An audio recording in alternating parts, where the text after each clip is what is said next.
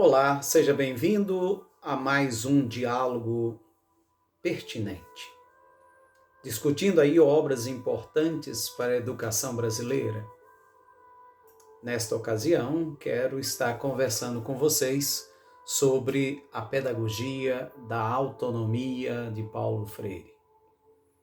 Nesta obra, ele se propõe a apresentar o que ele chama de saberes necessários à prática educativa. Veja, digníssimos professores, estudantes, pais, nas escolas e vilas espalhadas por nosso imenso Brasil, assistimos à fome frente a frente com a abastança de poucos. O desemprego e o abandono no mundo são imoralidades e não fatalidades. Como muitas vezes se apregoa uma visão reacionária, até mesmo com ares de que quem sofre é porque é assim mesmo e que nós não podemos fazer nada para mudar essa situação.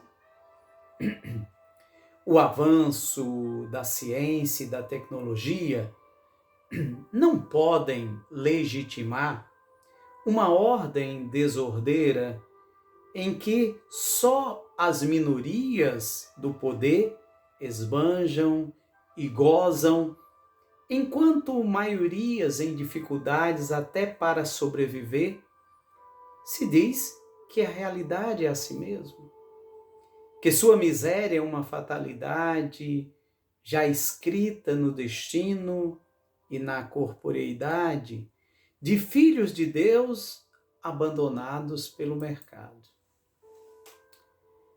Paulo Freire, neste texto, assim como eu convido a todos nós, não junta a voz dele àqueles que muitas vezes, falando em paz, pedem aos oprimidos, aos esquecidos da terra, ao que ele chamou de esfarrapados do mundo, a sua resignação.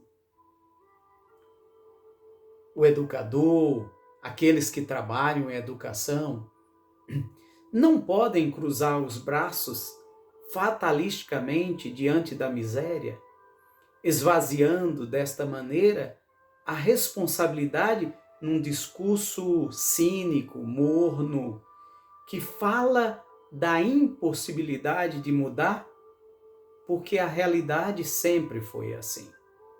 O mundo não é. O mundo está sendo. Ninguém pode estar no mundo, com o mundo e com os outros, de forma neutra. Não posso estar no mundo de luva nas mãos, constatando apenas.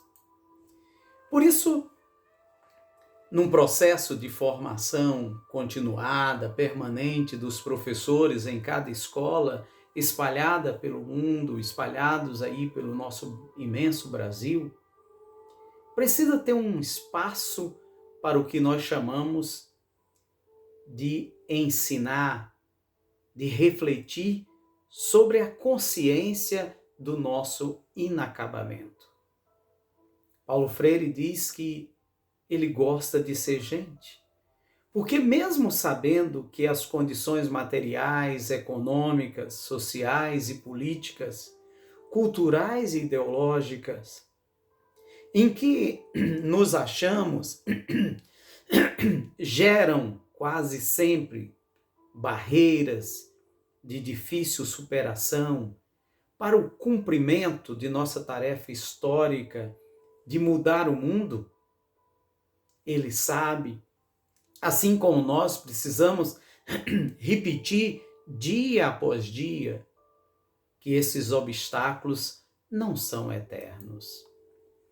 Por isso, ao lado dessa consciência do inacabamento, é preciso que nós repitamos em nossas salas de aulas, em nossos espaços de formação, que a vocação ontológica do educador é viver a humildade, é pensar certo, é reconhecer nossas fragilidades.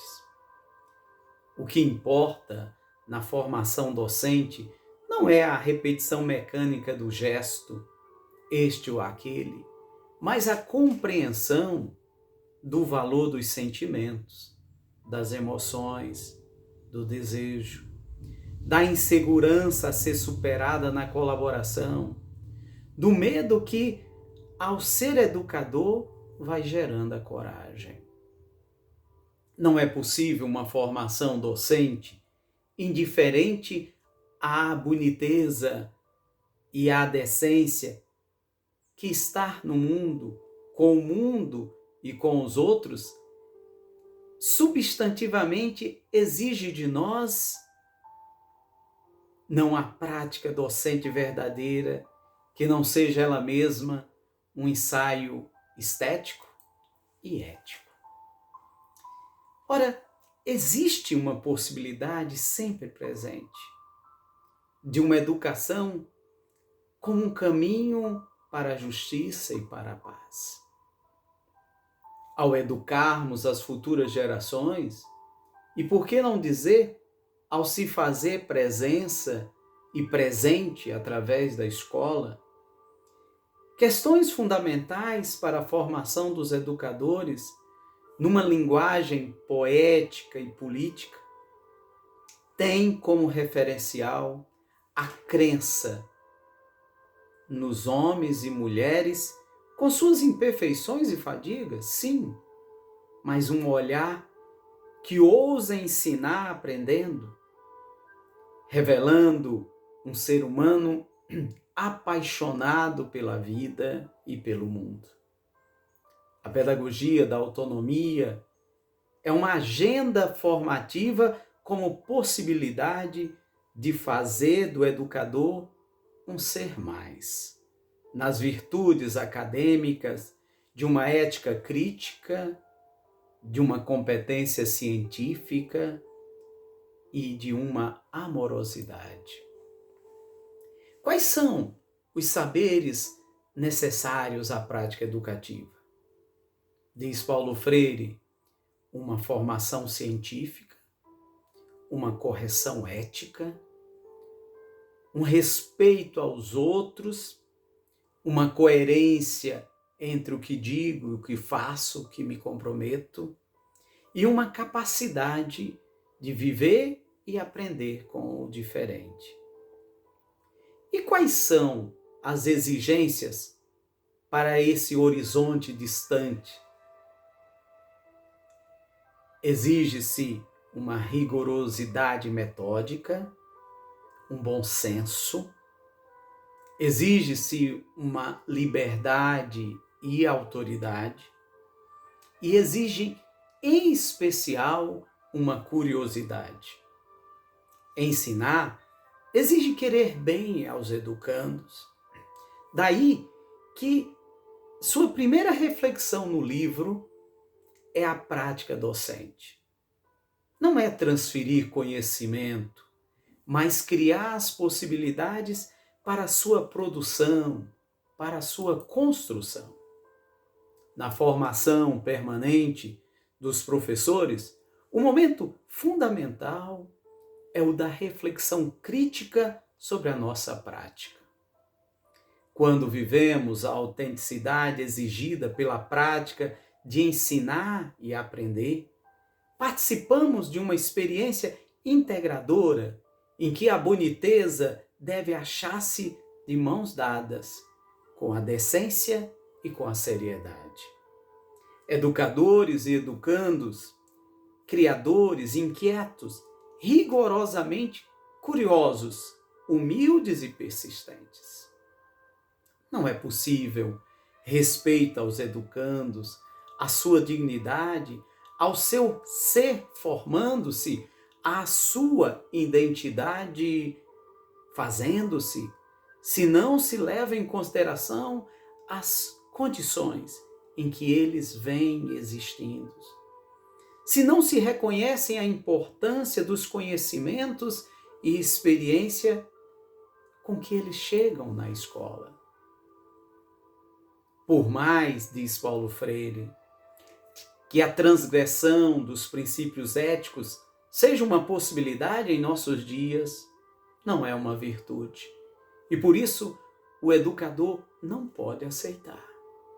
Como educadores, devemos fazer tudo o que possamos em favor da eticidade, sem cair num moralismo hipócrita, nem num gosto farisaico. Uma pedagogia fundada na ética, no respeito à dignidade e à própria autonomia do educando.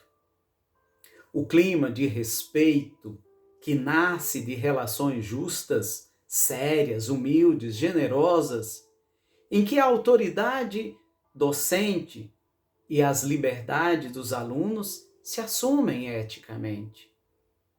Autentica o caráter formador do espaço pedagógico.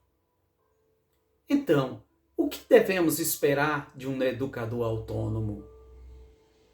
Primeiro, uma crítica à malvadez neoliberal, ao cinismo de sua ideologia fatalista e à sua recusa inflexível do sonho e a utopia. Ao mesmo tempo que eu olho para o mundo e faço uma crítica a essa visão discriminadora, opressora, que impede o sonho, eu também olho para dentro de mim.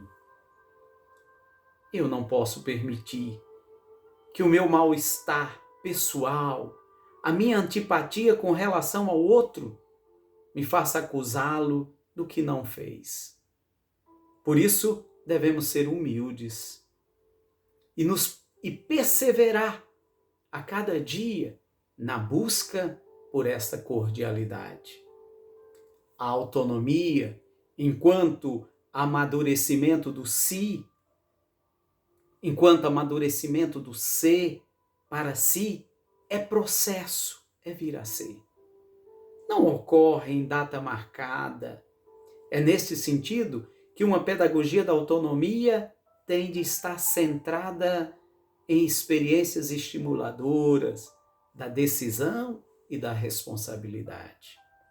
Vale dizer, sempre em experiências respeitosas de liberdades. Quais são as virtudes e qualidades de um processo pedagógico com autonomia? Primeiro, a unidade entre a curiosidade como inquietação indagadora e a tarefa do educador que pensa certo. Como professor, eu devo saber que sem curiosidade que me move, que me inquieta, que me insere na busca, não aprendo nem ensino. Estimular a pergunta, a reflexão crítica sobre a própria pergunta. O que se pretende com esta ou com aquela pergunta, em lugar de uma passividade, em face de explicações discursivas do professor, espécies de respostas prontas. A autonomia se funda na responsabilidade. No fundo, o que Paulo Freire espera de nós é que tenhamos clareza de que ensinar é uma especificidade humana. No fundo, o essencial nas relações entre educador e educando, entre autoridade e liberdades, entre pais, mães, filhos e filhas, é a reinvenção do ser humano no aprendizado de sua autonomia. Eu me movo como educador porque, primeiro, eu me movo como gente. Não importa com que faixa etária você trabalhe. O nosso trabalho é com gente, miúda, jovem, adulta, mas gente em permanente processo de busca. Gente formando-se, mudando, crescendo, reorientando-se, melhorando. Mas por que gente? Capaz de negar os valores, de distorcer, de recusar, de errar.